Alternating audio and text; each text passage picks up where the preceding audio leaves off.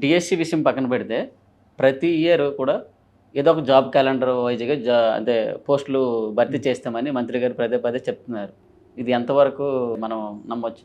So DSC ఒకటే కాకుండా అంటే ఎంప్లాయ్మెంట్ ఆపర్చునిటీస్ వేరియస్ సెక్టార్స్లో కూడా ఉంటుంటాయి. అందులో ఇప్పుడు ఏపీలో ఆల్రెడీ మనకు నోటిఫికేషన్ ఇష్యూ అయినటువంటిది ఒకటి ఉంది.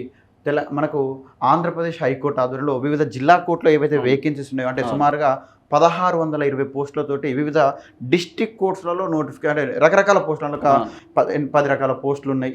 ఒక్కొక్క పోస్టుకు ఒక్కొక్క జిల్లాలో కొన్ని పోస్టులు నంబరింగ్ ఎక్కువ ఉంది, కొన్నిటికడ తక్కువ ఉంది. సరే ఏదేమైనా కూడా ఓవరాల్గా జిల్లా కోర్టులలో 1620 పోస్టులతోటి నోటిఫికేషన్ వచ్చింది. అప్లికేషన్ కూడా ఆల్రెడీ ఎవరైతే దానికి ఎలిజిబుల్ ఉన్నటువంటి క్యాండిడేట్స్ ఉన్నారో వాళ్ళ అప్లికేషన్స్ కూడా సబ్మిట్ చేయడం అయిపోయింది. ఇక వాళ్ళకి మిగిలింది నెక్స్ట్ ఎగ్జామినేషన్. సో ఆల్రెడీ వాళ్ళ సిలబస్ షీట్ కూడా ఇచ్చారు. జీకే చదవాలా, కొన్ని ఎగ్జామ్స్కు అర్థమెటిక్ రీజనింగ్ ఉన్నది, కొన్ని ఎగ్జామ్స్కు జీకే ఉంది, కొన్నిటికి ఇంగ్లీష్ ఉంది, కొన్నిటికి టైపింగ్ టెస్ట్తో పాటు ఇట్లా రకరకాల అంటే based on notification, based on పోస్ట్ని బేస్ చేసుకొని రకరకాల వాటితో ఆల్రెడీ ఇచ్చింది. సో ఇక్కడ చాలామంది అభ్యర్థులు కూడా ఈ యొక్క హైకోర్టు జాబ్స్కు అప్లై చేసుకొని ఉన్నారు. వాళ్ళ అభ్యర్థులు కూడా గమనించుకోవాల్సిన సందర్భం ఏంటంటే ఈ సందర్భంగా చెప్తున్నాను. సో అతి త్వరలో ఈ యొక్క ఎగ్జామినేషన్ డేట్స్ కూడా అనౌన్స్ కాబోతున్నాయి. అంటే మనకి ఇనిషియల్గా నోటిఫికేషన్ ఇచ్చినప్పుడు డేట్స్ ఇవ్వాలి బేసిక్గా. ఇక్కడ ఈ నోటిఫికేషన్లో డేట్స్ ఇవ్వలేదు. తర్వాత డేట్స్ అంటే ఎగ్జామ్ అంటే అప్లికేషన్ స్టార్టింగ్ డేట్ ఇచ్చారు, ఎండింగ్ డేట్ ఇచ్చారు, ఎవరు ఎలిజిబుల్ ఇచ్చారు, ఎన్ని పోస్టులు ఉన్నాయని ఇచ్చారు, ఎగ్జామినేషన్ ప్యాటర్న్ ఏంటి అని ఇచ్చారు. సో ఎవరు క్వాలిఫైడ్ పర్సన్ అని చెప్పారు, అన్ని చెప్పారు.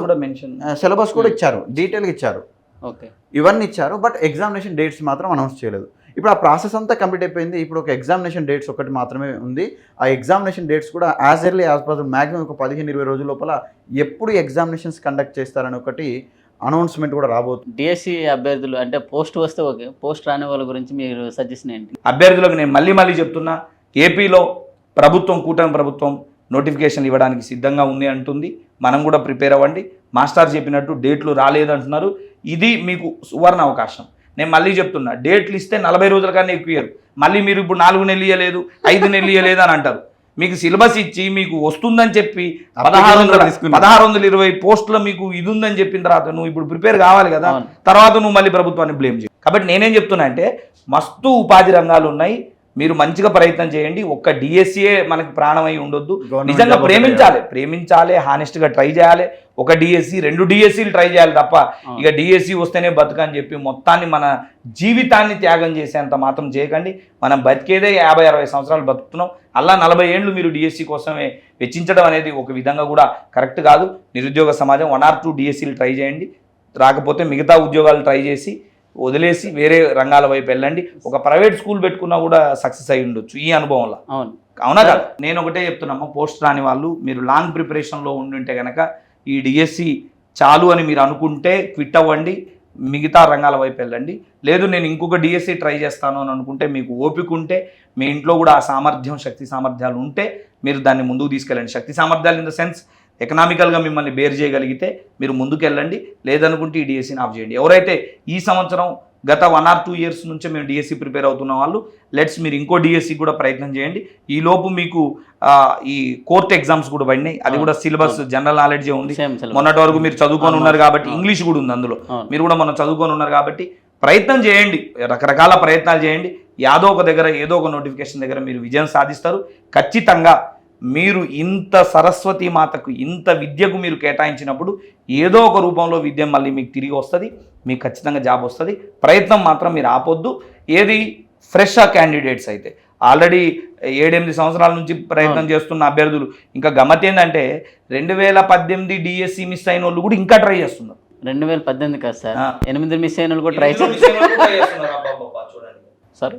యాజ్ ఏ మీరు సబ్జెక్ట్ ఎక్స్పర్ట్స్గా తెలుగు రాష్ట్రాల్లో నిరుద్యోగులకు, ఆస్పిరెంట్స్కి మీరు ఏం మెసేజ్ ఇవ్వాలనుకుంటున్నారు? అంటే ఇక్కడ ఒక థింగ్ ఏంటంటే చాలామంది కాంపిటేటివ్ ఎగ్జామినేషన్స్లో సక్సెస్ అయితే ఓకే, మరి సక్సెస్ కాని వాళ్ళ పరిస్థితి అంటే ఇప్పుడు చివరి దశలో ఇంకొద్ది రోజులలో మిగతా రిజల్ట్ కూడా రాబోతుంటే ఏపీ డిఎస్సికి సంబంధించిన రిజల్ట్ కానీ, రేపు ఒకవేళ హైకోర్టు ఎగ్జామినేషన్ జరుగుతుంది ఆ రిజల్ట్ కానీ, మళ్ళీ ఫారెస్ట్ నోటిఫికేషన్ వస్తుంది, ఫారెస్ట్ నోటిఫికేషన్ జరుగుతుంది దాని రిజల్ట్ కానీ.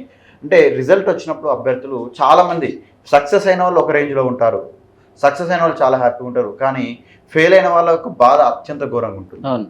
అందులో ఫెయిల్ అయిన దాంట్లో మళ్ళీ ఎవరైతే 1-6 మార్కులతో మిస్ అయినటువంటి అభ్యర్థులు ఉంటారు చూడండి, వాళ్ళ పరిస్థితి అంటే ముందు చూస్తే నొయ్యి, వెనక చూస్తే గొయ్యి అన్నటువంటి.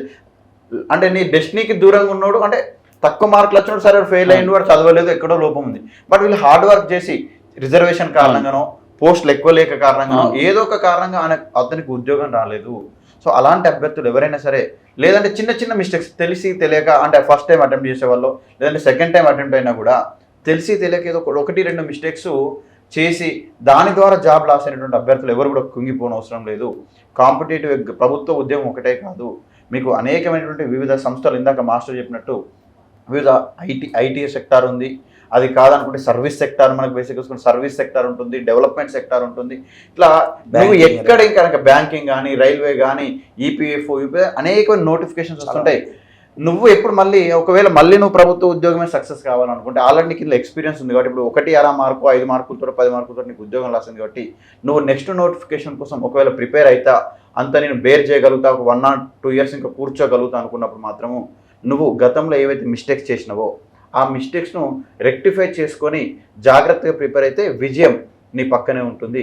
విద్య, ఇప్పుడు ఇందాక మన మాస్టర్ చెప్పినప్పుడు విద్య ఏదో ఒక విధంగా తిరిగి వస్తుందంటే విద్య విజయాన్ని తీసుకొని వస్తుంది. ఖచ్చితంగా నువ్వు నేర్చుకున్న విద్య ఎప్పుడు కూడా లాస్ అవ్వదు, ఆ విద్య నీకు విజయాన్ని తీసుకొని వస్తుంది తప్ప ఎలాంటిది అపజయం అనేది ఉండదు. సో నేర్చుకున్నది ఎటు కూడా పోదు, ఏదో ఒక సందర్భంలో ఏదో ఒక సెక్టార్లో నీకు ఉపయోగపడుతూనే ఉంటుంది. సో అప్పుడు మనకు ఉద్యోగం రాలేదన్నంత మాత్రం మన లైఫ్ అంతటితోటే అంతం కాదు. నువ్వు చేయాల్సింది ఎంత ఉంది, ఈ సమాజానికి నువ్వు చేయాల్సింది ఉంది, ఈ సమాజం నుంచి నువ్వు కూడా ఎంతో తీసుకోవాల్సి ఉంటుంది, నేర్చుకోవాల్సి ఉంటుంది, నేర్పవలసింది ఉంటుంది. సో దాన్ని నువ్వు దృఢ సంకల్పంగా పెట్టేసుకొని నువ్వు ముందుకు వెళ్ళాల్సి ఉంటుంది. ప్రభుత్వ ఉద్యోగం మీ లక్ష్యం అయినప్పుడు ఒక రంగాన్ని ప్రయత్నం చేయండి, 2-3 నోటిఫికేషన్లు ట్రై చేయండి, రాకపోతే వేరే ప్రభుత్వ రంగ ఉద్యోగాలు ట్రై చేయండి, అవి కూడా రాకపోతే ప్రైవేట్ ఆపర్చునిటీలు చాలా ఉన్నాయి, చాలా ఉన్నాయి. ప్రభుత్వ ఉద్యోగమే పరమావధి కాదు. ఖచ్చితంగా ఏపీ డిఎస్సి సెలెక్ట్ కాని అభ్యర్థులు కూడా 1 or 2 మార్కుల్లో పోయిన అభ్యర్థులు కూడా మీరు గుర్తుపెట్టుకోండి, జీవితం ఇది ఒక్కటే కాదు, జీవితంలో ఇది ఒక్కటే భాగం. మనం బతికేదే నార్మల్గా మన లైఫ్ మనం వదిలితేనే 60 సంవత్సరాలు బతుకుతాం, 55-60 బతుకుతాం. ఇలా మీరు ఇప్పటికే 30-35 డిఎస్సి కోసం ట్రై చేసి రాలేదు కదా, నేను చచ్చిపోతా, ఫ్యాన్కు చున్నీ వేసుకుంటా, నీళ్లు లేని బావిలో దూకుతా, ఎందుకండి అని ఆలోచన చేయాలి. 4 డిఎస్సి విద్యార్థులు కలిసి, రాని వ్యక్తులు 4 కలిసి ఒక స్కూల్ పెట్టండి, ప్రైవేట్ స్కూల్ పెట్టండి, నాణ్యమైన విద్యను మీరు అందించండి, స్కూల్ మార్పు తీసుకురండి. ఓ వైపున మీకు లాభం ఉంటుంది, ఓ వైపున మంచి విద్యను అందించిన వాళ్ళు ఉంటారు. లేదు 4 కలిసి ఒక కోచింగ్ సెంటర్ పెట్టండి. బ్రహ్మాండమైన ఫోకస్ చేయాల్సిన అంశాలు చాలా ఉన్నాయి కదా. కాబట్టి ఆత్మహత్యలు కానీ, నైరాశ్యం చెందడం కానీ, డిప్రెషన్లోకి పోవడం కానీ, ఇవన్నీ మూర్ఖులు చేసే పనులు, తెలివిగల పిల్లలు చేసే పనులు కాదు. మీలాంటి టీటీసీ చేసిన, మీలాంటి బీఈడీ చేసినటువంటి ఒక గొప్ప విద్యార్థులు, 4కి ఆదర్శంగా ఉండాల్సిన మీరు డిప్రెషన్లోకి పోవడం అనేది ఏమాత్రం కరెక్ట్ కాదు. ఖచ్చితంగా మీ వైపు దేవుడు అనేవాడు ఉంటాడు, చల్లగా ఉంటుంది.